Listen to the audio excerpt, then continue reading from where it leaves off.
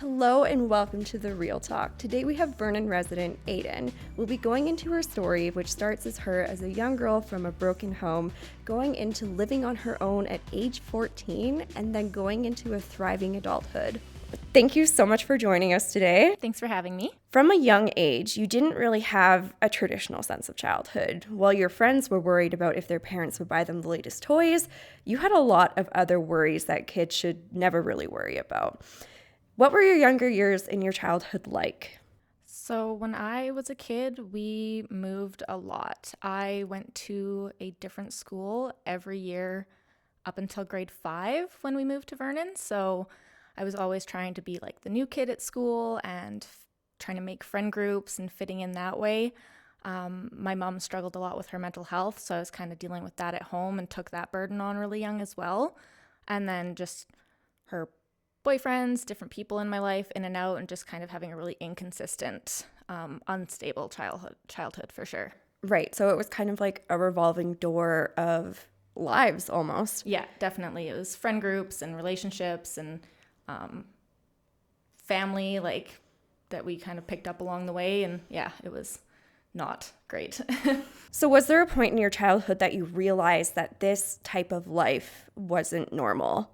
Yeah, actually, I can remember kind of exactly when it happened. I was in grade 4 and we were living in Revelstoke, and I thought my mom was like the fun mom that let us do stuff when my friends would sleep over and we'd get to walk around and go to the store by ourselves. And once my friends' parents kind of stopped letting them come over and have sleepovers and stuff, I was like, oh, maybe this isn't what parents are supposed to be doing with their kids. Maybe I'm not supposed to be wandering around Revelstoke at 10 o'clock at night in grade 4. Yeah, when you're like, how old is grade 4? Like 9? Yeah. Oh my gosh. Yeah, that's a little young, right? Yeah, definitely. So did you kind of realize at that point that some of what your mom was struggling with wasn't normal as well? Yeah, I definitely started to notice like her mental health struggles a little bit more. She was a single mom and lonely and stuff, so that really started to become obvious. And then her substance use became a little bit more clear to me. Like, I didn't know what drinking was or what alcohol was really, but I just kind of knew there was something going on that wasn't what my other friends' parents were doing. So yeah. So we've touched on how you moved around a lot and that your living situations changed often. Did you ever feel at home anywhere? I would say I usually felt the most at home at my friends' houses at that point in my life. Their parents were always very welcoming, and we would do like traditional family stuff together. I had family friends that would take me to church and stuff with them, which was a new experience for me. And it was just kind of like experiencing that traditional family dynamic was kind of where I felt the most at home. So I guess that some of these families actually kind of took you in as one of their own. Yeah, we had one family friend that I would spend like spring breaks with. So like the 2 weeks that we're out of school, I'd be at their house the whole time. I'd go there for summer breaks all the time as well. So I just kind of became a part of their daily life during that time. We spent a couple Christmases with them as well. So like Christmas presents were opened there. We did Christmas dinner and tobogganing and stuff. So like it was really like a second family for a lot of my childhood. Mm-hmm. And then was it actually hard for you to go back to your mom's house? At that point, sometimes it was. Sometimes I got really homesick for what I thought was like my comfort place in my home and stuff like that. But as I got older and spent more time with them and kind of experienced it for longer periods of time, it definitely got harder to go back to the instability and like unpredictability of home. So when you were in your preteen years, there was some outside involvement that got put into your living situation. Can you kind of go into what that was and how it turned out for you? Yeah, I'll be completely honest. I've blocked out a lot, so I don't remember exactly what the situation leading up to everything was. But social services did get involved with my life in my preteens, and they pulled me out of my mom's home, and I started living with an ex of hers who we had lived with previously. And I lived with him for a little while through the start of high school, and then went back to my mom's for a little bit, and then social services got involved again. and they kind of gave me an option of either going into foster care just because of my age, and then it was that, or I could get a part-time job and stay in school and go on a youth agreement, and they would pay for my living. I'd find a rental and they would pay my rent and give me grocery money every month, and I'd kind of be like self-sustaining and independent at that age. So I went with that option just because the idea of foster care scared me. Is there more details you can give us about the youth agreement? Because I feel like a lot of people have probably never even heard of that. Like, did you have someone that you had to almost like report to every month, or like was it just a check that came in the mail that you were expected to go and use for, I mean, useful things instead of like, I don't know, cigarettes and stuff like that? Yeah, I had a youth worker. So I would go to her to get my grocery check, and my rent was paid directly to my landlord at the time, which finding a place as a preteen was very difficult. But yeah, I'd have to go to see her weekly. And then I had like a government counselor that I went to weekly as well. So those were all kind of stipulations of receiving my youth agreement. And then I had to hand in my receipts every month to show them that I was buying groceries and like toiletries and stuff like that. And I wasn't buying cigarettes or anything that I wasn't supposed to. That was what the part-time job was for. So anything that wasn't approved by them, I had to use my own personal money for, but they paid for everything else. Oh, wow. And yeah, like I said, I feel like most people are very unaware that this happens. And so did you actually get to know any other kids that were going through this type of situation, or did you kind of feel alone throughout all of this? I met other kids on youth agreements because they would throw Christmas dinners for all the youth agreement kids. So we'd all get together and have dinner and do like a Secret Santa gift thing with the youth workers. But I never really like made friends with any of them or like bonded with anybody. When I was older in high school, I actually ended up having a roommate who was a friend of mine that ended up on a youth agreement as well. So she was the only person that was like in a similar situation that we kind of bonded over it and lived together for a little while. But other than that, there wasn't really anyone that became like a solid part of my life through that. Okay, so let's throw it back a little bit here. So you're given your first grocery check.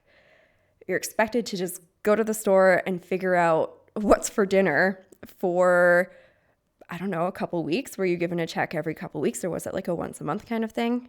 I got a check once a month, so I had to budget what I was gonna spend on groceries. Yeah.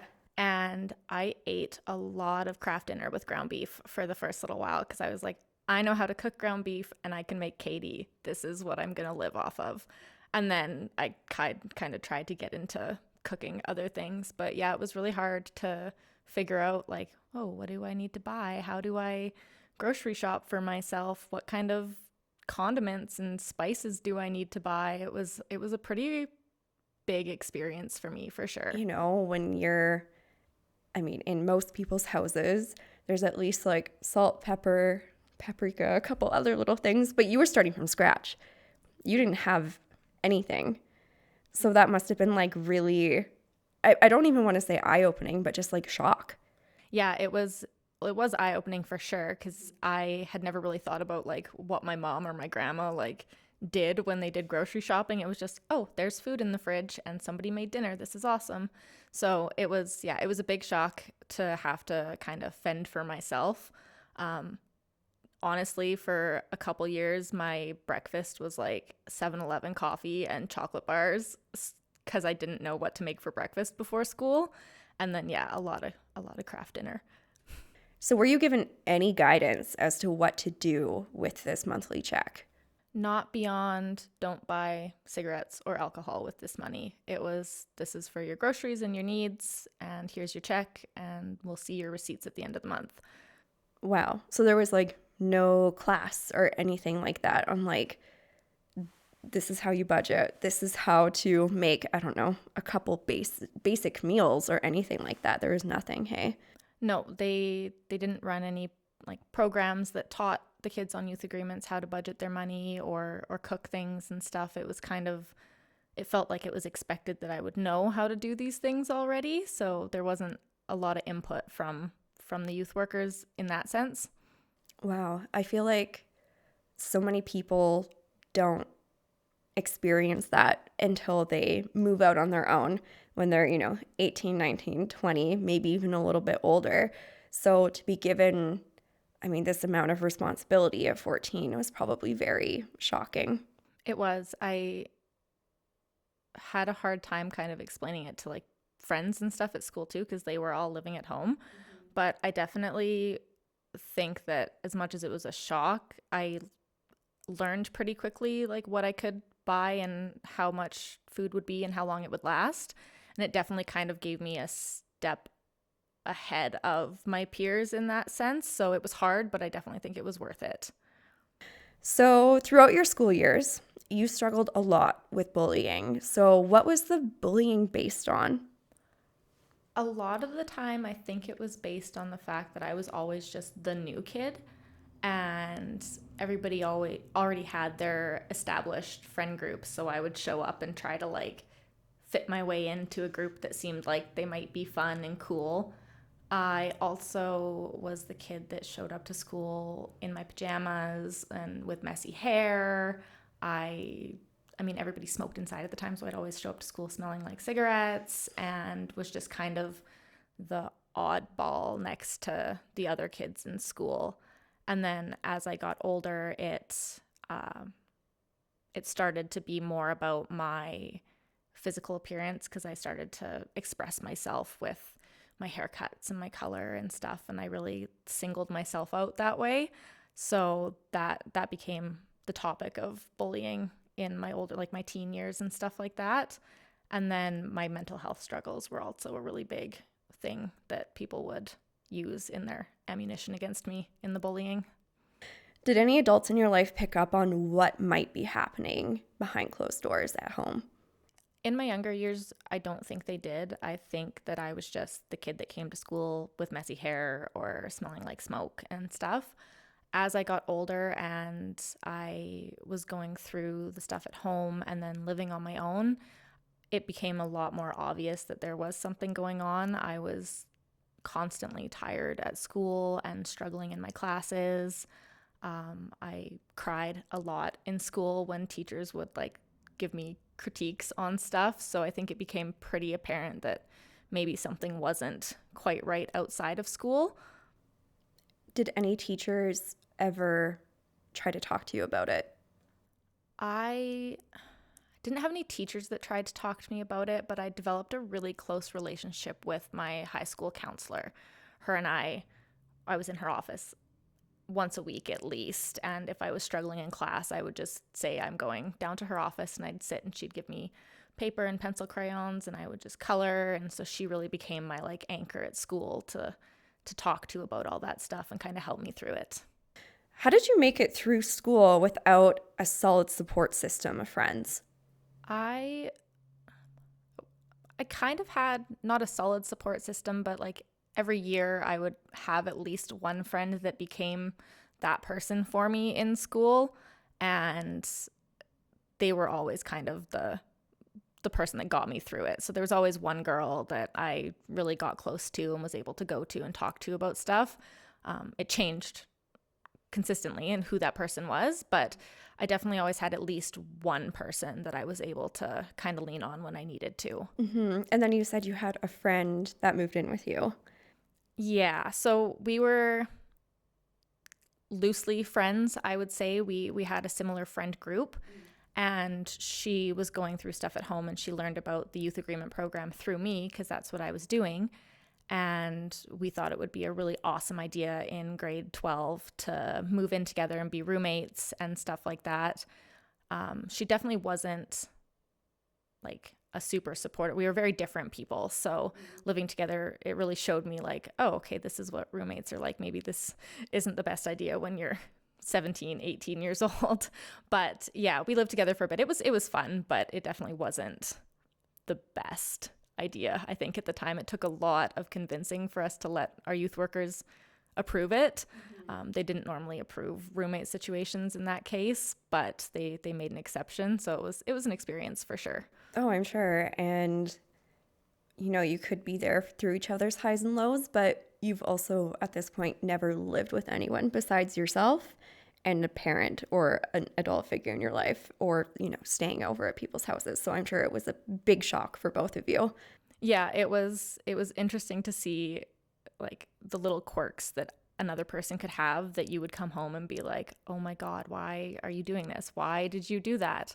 And she was a vegetarian, so like she would come home when I was cooking dinner and she would be like, "Oh, it smells really good. What is it?" And I'm like, "Oh, it's pork chops." And she'd be like, "Oh my gosh." So yeah, we were very different, and it taught me a lot about living with other people and just how like something you didn't think would bother you can really bother you when it's somebody else that's doing it in your shared living space. So after you finished high school, you really started to find yourself and discover who Aidan is for the first time. What were some things that you started feeling connected to or passionate for? I would say the first thing was probably getting tattoos. So, like body modification, that's when I started really like putting my money into that and getting piercings and kind of playing around with that stuff. I was always kind of into art, so I started drawing again and painting and stuff. So it's been over the last couple years that I really started to figure out who I am. I spent so long bouncing between people and friend groups and kind of being a bit of a chameleon and enjoying what they enjoyed to fit in. So I struggled a lot with like determining what stuff was actually stuff that I liked and what stuff was just stuff I had picked up from other people to kind of fit into their friend group. So yeah, body art, like tattoos and stuff like that, is something I've stuck with. I started crocheting, so old lady things have definitely been my passion, I think now. In your early 20s, you had two beautiful daughters. Did you ever feel nervous about possibly following a similar path to the one you experienced growing up? Or were you determined to break the cycle and create a different experience for your children? I was terrified that I was going to repeat the cycle that my family had gone through for generations. When I had my oldest daughter, I was so scared, and everything I did, I was like, is this something my mom would do? Am I my mom in this situation? So I really made a conscious effort not to put them through those things. I have lived in the same town since they were both born because I didn't want to move them around a lot, and I wanted them to establish those friend groups and have those connections early on in life. I made a conscious effort really early on not to drink around my kids. So if I was going to go out for drinks, it was always on a weekend that they were with family or with their dads and stuff, because I didn't want to expose them to that environment. And just making sure that I was really hands-on and giving them a stable place to call home rather than the instability and chaos that I had. So, have you been able to give your girls things that you always wished you had as a child? Definitely. I have been able to take them to Vancouver Island, which was like trips that I never got to experience growing up. So that was something that they really enjoyed. And it was really great to see them like see a new place and have that like amazement at the ocean and finding seashells and stuff. I was able to get my youngest daughter a big dollhouse for Christmas this past year, which was something that I always like saw my friends have that I was really envious of. So that was watching her open it and put it together and play with it. I sat in the playroom and played with her for hours after, and just doing little things like stopping for slushies after daycare and not, making them walk to the store to do it themselves because I wasn't able to, and just having fun as much as possible just to give them those really good childhood memories. So, have you been open with your girls about things that you've been through and that you don't want them to have to go through? In an age appropriate way, I really try to. They have a relationship with their grandma, so I try hard not to taint that with my experiences. I want them to, grow and experience things on their own. But I have kind of explained in an age appropriate way, like, this is why I don't come with you guys when you go with grandma, and these are the things that happened. And when I get upset, I'll get down on their level and say, I'm sorry, like, this is me trying to unlearn what I was taught and stuff. So they understand as much as possible for their current ages. And as they get older, I'll explain more to them and give them a little bit more detail, but I don't think that they need all of the details right now. Having your daughters changed a lot for you, especially within yourself. What did having kids do to inspire you to change? So First, they inspired me to be the cycle breaker in my family and stop the toxic behaviors and stuff. And they really inspired me to start setting boundaries for myself with what I found acceptable in my life and within my family, which really helped me grow as a person. I also really use them as inspiration when I'm trying to further my career or my hobbies and stuff like that. I really want to show them what a strong, independent woman is like, and show them that, even if you're scared to do something, you just have to face your fears and do it, and it'll change your life for the better. So I really try to be the best role model for them as I can. Yeah, absolutely. And I'm sure you're doing a lot of this for them as well. I do everything for them. So any choice that I make, they're the first thing that I think of. How is this going to affect them? Is this going to make their lives harder? Is this going to make them, mad at me? Is this going to have any negative impact? And if the answer is no, then I go for it. But if there's any chance that it's going to have a negative impact on them, then I really, really take the time to consider if it's worth it. So we've spoken a lot about your upbringing with your mom, but we never brought up your biological dad because he wasn't in the picture. Was there always a curiosity about who he was, and was there a desire to actually meet him? When I was little, yes, I used to lay in bed and wish on stars and Christmas miracles that I would get to meet him and know who he was. And my mom always told me that we would meet when he was ready, and I just had to wait and be patient, but he never was ready. And as I got older, there was so much other stuff going on in my life that it kind of just got put on the back burner, and I didn't really care anymore. If he wasn't ready to meet me, then I wasn't going to worry about it and stress about it. Last year, though, I was inspired by, I'm not sure really what, but I went on the internet and just made a post and was like, this is the information I have. If this sounds familiar to anybody, reach out to me. Mm-hmm. And within the week, I got a Facebook message from him, and he gave me his number, and we texted for a bit and kind of closed that chapter. So that was where it ended. But it was very cathartic to just have that, okay, this is who he is. He knows who I am. And that, that chapter in my life is kind of closed now, and I don't have to worry about it. Mm-hmm. So it was even though it didn't turn out to be this Christmas miracle or, wish upon a star, and he came home one day and was like, I'm here now. It was, the closure that you needed and that you wanted. And even though it wasn't picture perfect, it was exactly what was needed in that time. Exactly. It was more being able to say, hey, I don't hold any grudge against you for the choice that you made. And as an adult, I can understand why you made that decision. And I gave him the opportunity. I asked him if he wanted to know anything about my family, and he didn't really feel like it was his business just because of the lack of any kind of relationship. And we left it at that. And he wished me well, and I wished him well. And that was kind of where it ended. As you've entered into your 30s, how are you feeling about life in general? I am the happiest with my life that I have been ever in my 30s. It was like when I turned 30, it was like everything kind of clicked with what I wanted and what meant the most to me and what I needed in life.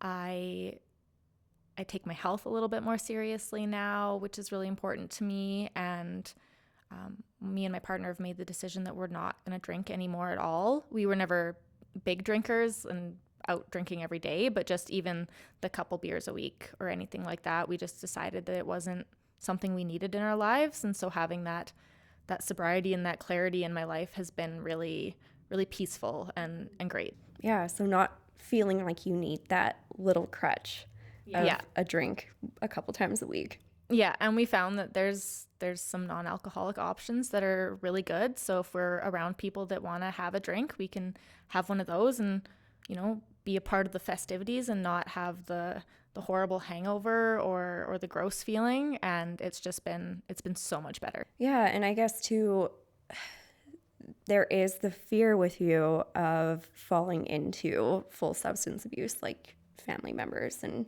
all of that in the past. So it probably feels really good knowing that you will not follow in that path too. Yeah, it's something that can happen really quickly, I think, and especially coming from a family of alcoholics, it's always something that's I'm very conscious of. Like, is this behavior going to be something that starts that slippery slope into needing to drink every night? And it's just, yeah, I've been very happy knowing that that's something I've kind of put a stop to with making this decision. Over the last couple of years, you pursued a passion for fitness and became a certified personal trainer. But the career wasn't actually what you expected it to be. What were you expecting from this career and what ended up playing out? Yeah, so I got into working out first and was like, this is great. My mental health is awesome. I feel great. Like, the changes I'm seeing in my body are amazing. And I really wanted to be able to help other women see those things as well and have that confidence and that little like boost in themselves. So I took my personal training course and I finished it with the intention of just helping other women my age kind of get into the gym and get active and just feel really good about themselves, see the benefit of eating healthy and all of that kind of stuff. And when I started, I found that it's a really ruthless career to try and get into. And I'm not a big like salesy person, and I can't write the big long posts with emojis and all that kind of stuff. And you kind of have to be that person to succeed. And it felt like I was being really inauthentic in it. And that was kind of going against what I had hoped to be. So I tried for a bit, and, you know, I hired a coach to help me through it. And it was really aggressive sales basically. And I felt wrong doing it. So I kind of just let it die down and quit trying to get into that field. Was there anything that you really took away and still use from your time as a personal trainer besides how to work out properly? Yeah, I really learned what I am willing to do for a paycheck. I'm not okay with lying to people and pretending to be somebody that I'm not in order to get them to follow my workout plan and eat what I tell them to eat. And it really opened my eyes to, like, you can't believe everything that you see. And a lot of the times this stuff that people are posting and that you see and stuff isn't accurate. It's one moment in their life, and that's all they post and expect people to live up to this standard. So I didn't want to push people to try and live up to an unrealistic standard of lifestyle. So it was really eye-opening in being like, okay, no, I don't want you to think that you have to be perfect every day to be successful. Yeah, and like you said, it's just a moment in a day. So you were also posting about these moments in your day, but it wasn't your true whole life or anything like that. No, I remember taking pictures of like the healthy meals I would eat and posting them or sending them to the couple of people that I tried to have as clients, and then sitting on the couch and eating a bag of chips or candy while we were watching TV and being like, this is not what I just said that I did on the internet today. Like, this isn't who I portrayed myself to be. So it felt really wrong trying to tell people that that's how they should be when I wasn't following that same rule. Yeah, absolutely. It's like an internet versus reality kind of thing, and that we shouldn't take what we see as truth all the time. You think somebody lives an absolutely picture perfect life, and it's probably not like that.